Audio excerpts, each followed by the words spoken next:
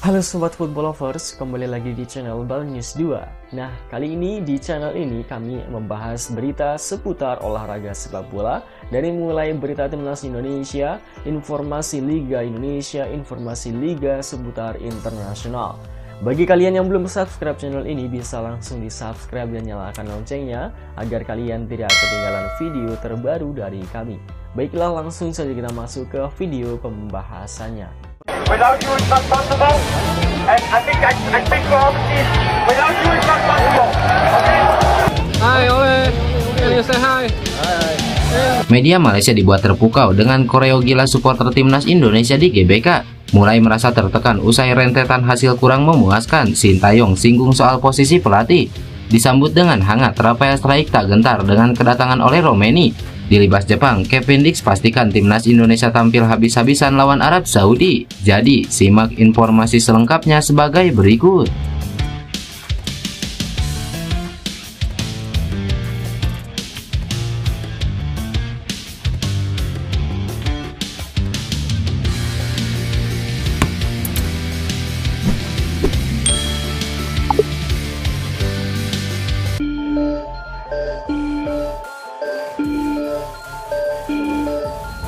Meski skuad Garuda mengalami kekalahan menyakitkan atas Jepang, namun setidaknya skuad Garuda bisa menang dalam hal koreografi supporter. Ya, koreografi yang ditampilkan supporter timnas Indonesia kala menghadapi Jepang berhasil mencuri perhatian pencinta sepak bola.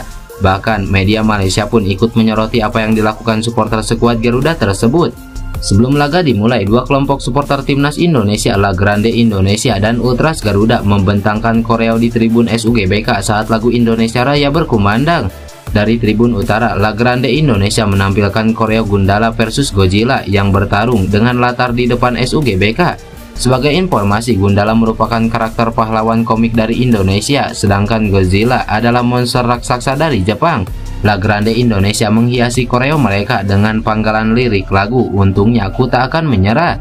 Sementara di tribun selatan, Ultras Garuda menampilkan koreo memori kemenangan 7-0 timnas Indonesia atas Jepang pada ajang Piala Merdeka 1968. Dua koreografi ini menjadi perhatian bagi puluhan ribu supporter yang memenuhi SUGBK hingga menyalakan ponsel mereka untuk mengabadikan momen ini. Bukan hanya itu saja, Korea tersebut juga mencuri perhatian sejumlah media asing, termasuk media Malaysia Stadium Astro. Media Malaysia tersebut mengaku takjub dengan kreativitas yang ditampilkan dua kelompok supporter Garuda tersebut.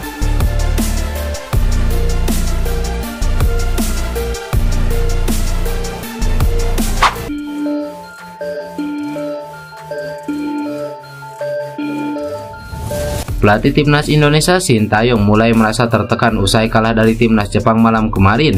Ya, timnas Indonesia tak berdaya usai kalah dari Jepang dengan skor 0-4.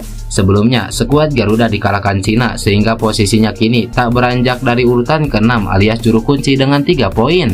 Kekalahan ini membuat peluang tim Merah Putih untuk lolos ke Piala Dunia dengan menempati urutan 2 besar semakin berat.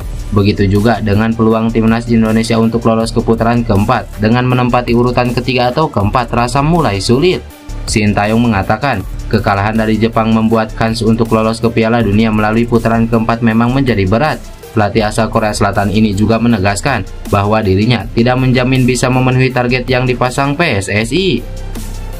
Memang dari awal kita menargetkan peringkat 3 atau 4 dan secara realistis memang sangat sulit untuk lolos ke Piala Dunia. Saya tidak bisa menjamin itu, tetapi saya tetap ingin mencoba, ujar Sintayong. Kekalahan ini membuatnya mendapatkan gelombang kritik, terutama soal beberapa keputusan yang dipertanyakan seperti tidak menurunkan Eleanor Reinders. Sintayong pun dianggap tidak mampu memaksimalkan segala kemudahan yang diberikan PSSI agar timnas Indonesia semakin kuat. Sintayong pun mengaku sudah mulai merasa tertekan dengan rentetan hasil buruk yang didapat Garuda. Meski demikian, dia berjanji untuk tetap bekerja di sisa 5 pertandingan putaran ketiga kualifikasi Piala Dunia 2026 zona Asia. Memang ada tekanan karena posisi pelatih kepala selalu seperti itu. Namun, saya akan berusaha melawan perasaan itu dengan baik dan akan bersatu dengan pemain supaya bisa membawa timnas Indonesia finish di peringkat 3 atau 4, jelas Sintayong.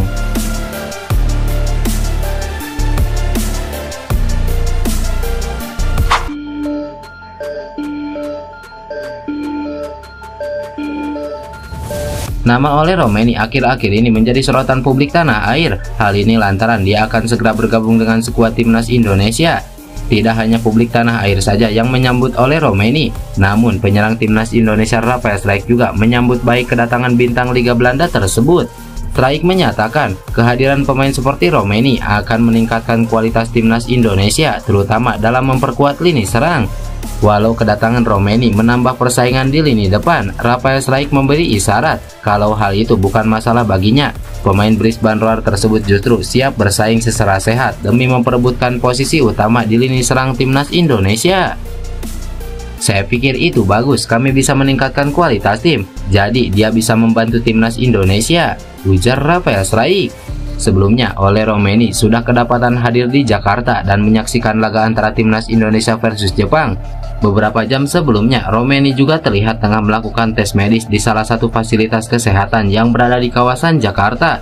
Dan benar saja, striker FC Utrecht tersebut resmi akan menjadi pemain terbaru yang akan dinaturalisasi oleh PSSI untuk membela tim nasional Indonesia. Kepastian ini langsung diumumkan oleh Ketua Umum PSSI Erick Thohir melalui akun media sosial pribadinya.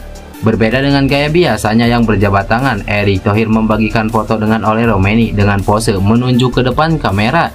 Erick Thohir juga berterima kasih kepada Ole Romaini yang bersedia membantu Indonesia untuk mewujudkan mimpi tampil di Piala Dunia.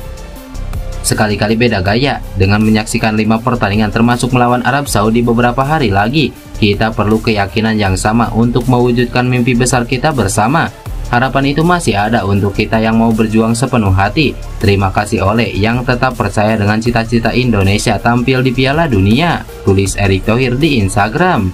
Ole Romaini bisa dibilang pemain yang ditunggu-tunggu timnas Indonesia selama ini karena berposisi striker. Nama-nama sebelumnya kebanyakan pemain berposisi bertahan. Pemain 24 tahun ini sudah tampil sebanyak 10 pertandingan bersama FC Utrecht di Eredivisie 2024-2025. Ia juga sudah berkontribusi dengan mengemas 2 gol.